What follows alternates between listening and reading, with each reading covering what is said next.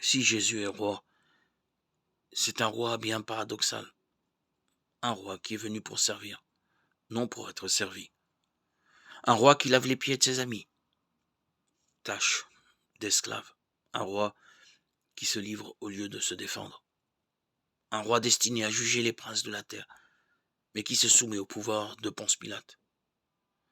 Un roi de dérision sur la croix.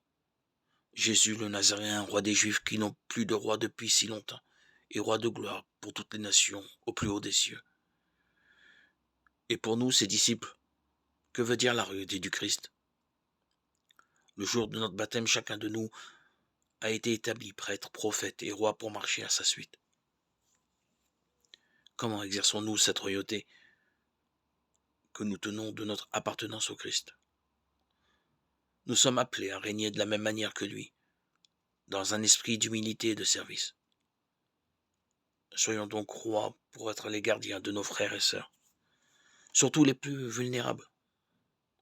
Rois pour chercher le bien commun, non notre propre avantage.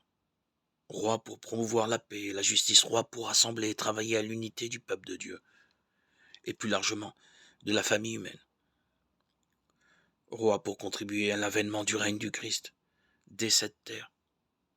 Roi pour assumer nos responsabilités familiales, professionnelles. Roi pour être attentif à faire grandir les talents et les charismes de ceux qui nous sont confiés.